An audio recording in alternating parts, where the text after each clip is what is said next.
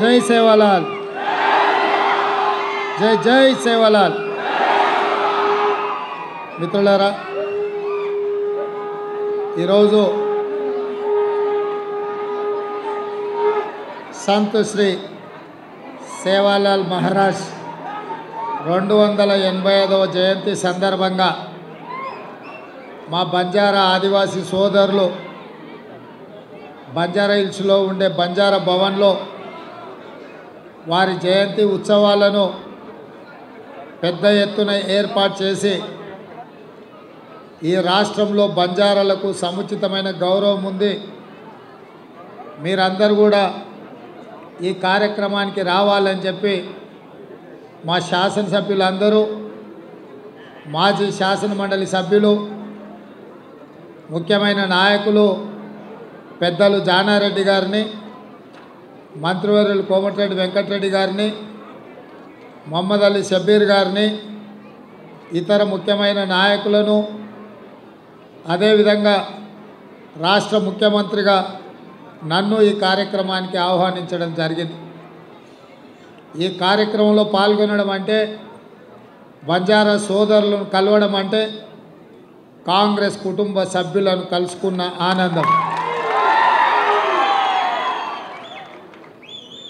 ఇందిరమ్మ రాజ్యం వచ్చిందే బంజారాల కోసం, ఇందిరమ్మ రాజ్యం తెచ్చిందే ఈ బంజారా సోదరులు అని చెప్పి నేను ఈ సందర్భంగా తెలియజేస్తున్నాను.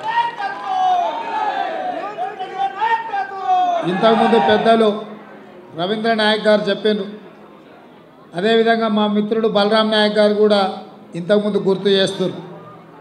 1976లో బంజారా సోదరులను షెడ్యూల్డ్ ట్రైబ్స్లో శ్రీమతి ఇందిరాగాంధీ గారు చేర్పించారు.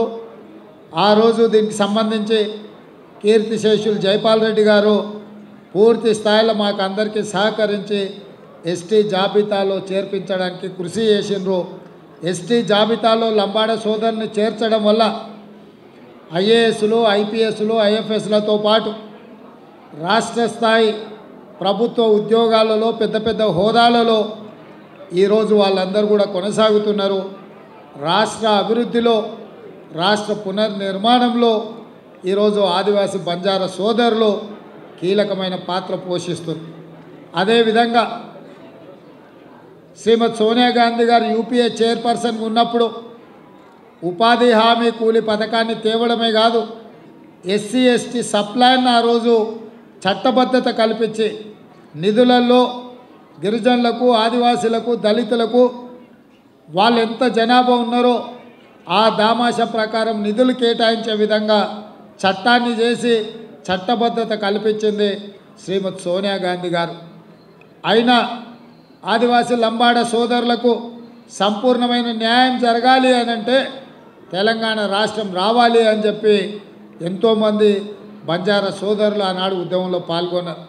సురేష్ నాయక్ లాంటి వాళ్ళు ఎంతోమంది, చాలామంది ఆ రోజు ఉద్యమంలో అమరులైన వాళ్ళు ఉన్నారు, ప్రాణాలు ఇచ్చిన వాళ్ళు ఉన్నారు.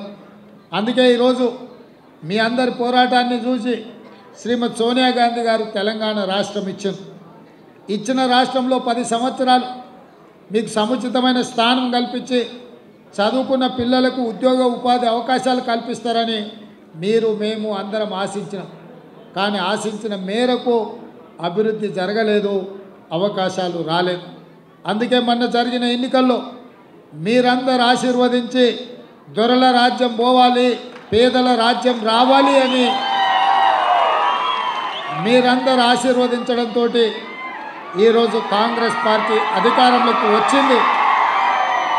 కాంగ్రెస్ పార్టీ అధికారంలోకి వచ్చిన తర్వాత సీతక్క గారిని మంత్రిగా, డాక్టర్ రామచంద్ర నాయక్ను విప్పుగా, ఇదే కాదు ఈరోజు కీలకమైన ప్రభుత్వ హోదాలలో చాలామంది గిరిజనులకు, ఆదివాసులకు ఎక్కడెక్కడ ఉన్నారో ఎతికి మరి మనం పోస్టింగ్లు ఇవ్వడం జరిగింది.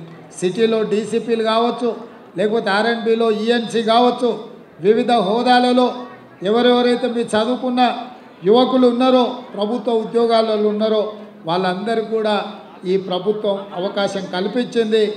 ఇదే కాకుండా మా బాలు నాయక్, మా ఎమ్మెల్యేలు అందరూ వచ్చి శ్రీ సంత్ సేవాలాల్ జయంతి సందర్భంగా మాకు ఆప్షనల్ హాలిడే ఇవ్వాలి సార్, మా దేవుడు మేమందరం కూడా ఈ కార్యక్రమాలు జరుపుకోవాలంటే మీరు సహకరించాలి అని చెప్పిండు.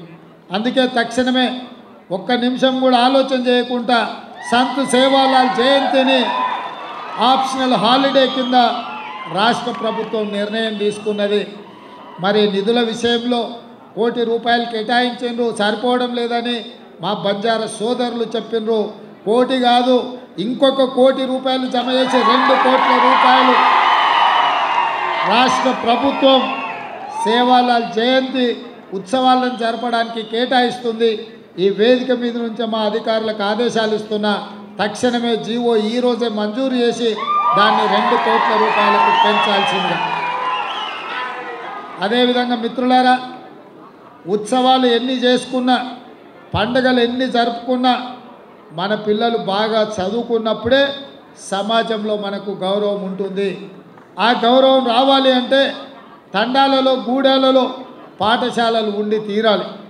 గత ప్రభుత్వం తండాలలో ఉన్న 6453 పాఠశాలల్ని సింగిల్ టీచర్ పాఠశాలలు మూతేసింది. అంటే బంజారాలను చదువులకు దూరం చేయడమే. అందుకే ఈరోజు మా ప్రభుత్వం మీ చదువుల కోసం ఎంత జనాభా ఉన్నారు, ఎంతమంది పిల్లలు బడికి వస్తున్నారని లెక్క చూడదలుచుకోలే. ఇవాళ టీచర్లకు ఇచ్చే జీతాలను ఖర్చుల కింద చూడదలుచుకోలేదు, దాన్ని పెట్టుబడి కింద చూడదలుచుకున్నాం.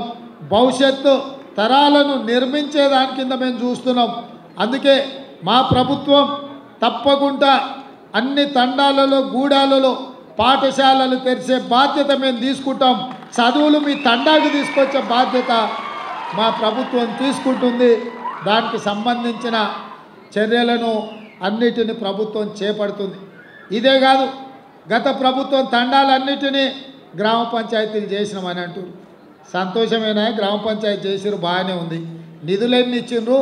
కనీసం ఆ ఊర్లో గ్రామ పంచాయతీ బిల్డింగ్ ఉందా? పోనీ ఆ గ్రామ పంచాయతీ పోవడానికి రోడ్డు అన్న ఉందా సరిగ్గా అని నేను అడుగుతున్నా.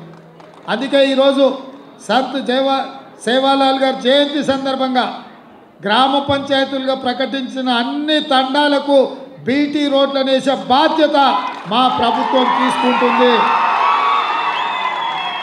ఎందుకంటే చాలా తండాలలో యువకులు చదువుకున్నారు, ఉద్యోగాలు ఉపాధిలో పైకి వచ్చిండ్రు. వాళ్ళు కార్లు కొనుక్కొని సొంత తండకు పోవాలంటే రోడ్డు లేక ఇబ్బంది పడుతుండ్రు.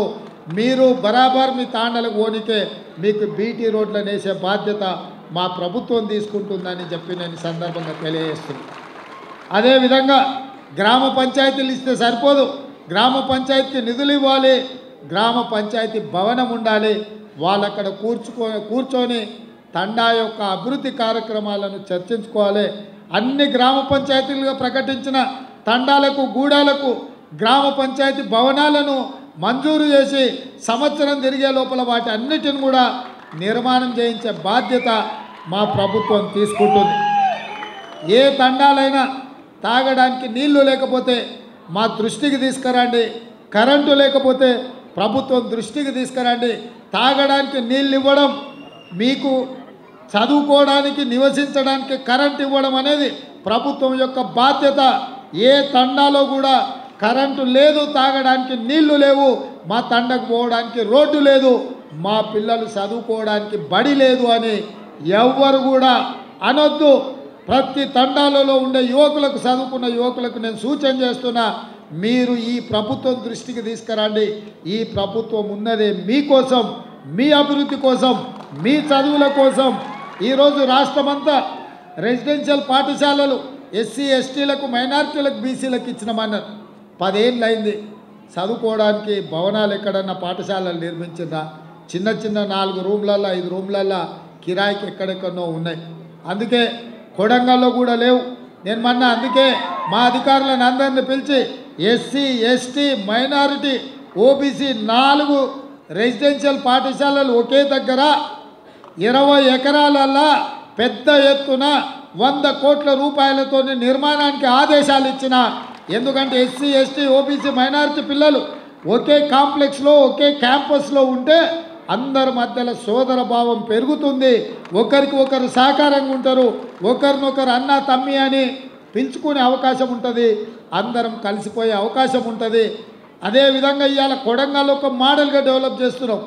మిగతా మొత్తం 119 నియోజకవర్గాలలో ఎక్కడెక్కడైతే ఈ పాఠశాలలు రెసిడెన్షియల్ స్కూల్స్ మంజూరు చేసిందో వాటన్నిటిని కూడా 20 ఎకరాలలో ఒక ఎడ్యుకేషన్ హబ్, ఒక యూనివర్సిటీ స్థాయిలో అభివృద్ధి చేసి ఆ ప్రాంతాలలో ఉన్న పేదల పిల్లలు చదువుకోవడానికి మా ప్రభుత్వం ఏర్పాట్లు చేస్తుంది. మా అధికారులకు ఆల్రెడీ నేను ఆదేశాలు ఇచ్చిన అన్ని నియోజకవర్గాలలో ఎస్సీ ఎస్టీల పిల్లలకు ముఖ్యంగా రెసిడెన్షియల్ స్కూల్స్ కానీ పాఠశాలలు కానీ ఏవైతే ఉన్నాయో భవనాలు లేదు అన్న మాట వినిపించొద్దు. అవసరమైతే మంత్రుల ఎమ్మెల్యేలు ఓ పూట ఉపాసం పండుకుందాం, ఓ నెల జీతం తీసుకోకపోయినా సరే ఆ పిల్లలకు చదువుకోవడానికి అన్ని వసతులు ఏర్పాటు చేయాలనేదే మా ప్రభుత్వం యొక్క లక్ష్యం. ఎందుకంటే చదువే మనల్ని అభివృద్ధి పదం వైపు నడిపిస్తుంది. ఇవాళ మీరందరూ గొప్ప చదువులు చదువుకున్నారు కాబట్టి ఈ వేదిక మీద ఇంతమంది ఎమ్మెల్యేలు ఎంపీలు, మా బలరాం నాయక్ గారు మొదటిసారి ఎంపీగా గెలిస్తే సోనియా గాంధీ గారు కేంద్ర మంత్రికి ఇచ్చింది. ఇట్లాంటి అవకాశం ఎప్పుడన్నా వచ్చిందా మీరు ఆలోచన చేయండి. ఇవాళ కాంగ్రెస్ పార్టీ అధికారంలో ఉన్నప్పుడే మీ గౌరవం, మీ మర్యాద పెరిగింది, మీ హోదా పెరిగింది. ఇవన్నీ కూడా మీరు చదువుకోవడం వల్ల వచ్చింది. అందుకే మిత్రులారా, మీ అందరికీ నా సూచన ఒక్కటే, చదువుల బాట పట్టండి. చదువుకున్నప్పుడే సమాజంలో మనకు గౌరవం ఉంటుంది.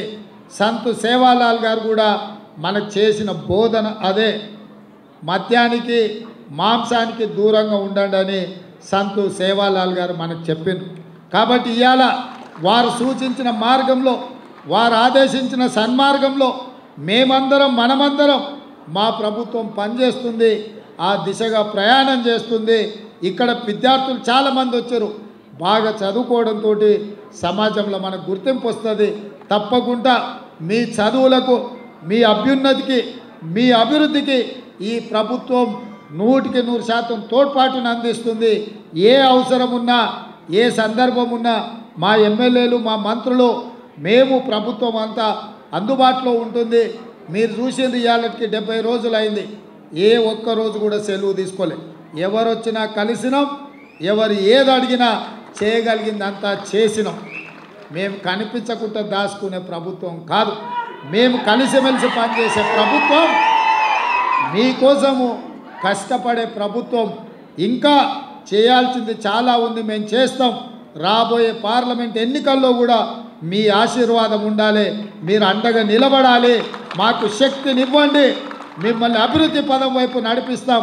రేపు ఏ అవకాశాలు మన లంబాడ సోదరులకు పార్టీ అవకాశం ఇచ్చినా వాళ్ళని గెలిపించుకోవాల్సిందిగా టికెట్ ఇచ్చిన ఆయన దగ్గర నగదు ఉండకపోవచ్చు, కానీ మా రాములు నాయక్ లాంటి దగ్గర నగదు సాధనే ఉంది. అందుకే ఇక్కడ వీళ్ళందరూ కూడా ఎవరికైనా టికెట్ ఇచ్చినా, పార్టీలు అవకాశం ఇచ్చినా పని చేయడమే కాకుండా 10 రూపాయలు సాయం కూడా చేయరు. ఎందుకంటే సేట్లు చాలా మంది ఉన్నారు, నాకు తెలుసు. మా కొడంగల్ తాండూరు నుంచి బొంబాయి, పూనా పోయి 100,000 కోట్లు సంపాదించుకున్న లంబాడి సోదరులు నాకు తెలుసు. వాళ్ళందరూ కూడా మీరు చట్టసభలకు పంపించినప్పుడే మీ తరఫున వాళ్ళు కొట్లాడతారు, మీ తరఫున వాళ్ళు మాట్లాడతారు. వాళ్ళకు పార్టీ అవకాశం కల్పిస్తుంది, వాళ్ళని గెలిపించుకునే బాధ్యత మీది అని తెలియజేస్తూ మీ అందరి దగ్గర సెలవు తీసుకుంటున్న మిత్రులారా. రామ్ రామ్ టోరీ గోర్ బంజారా.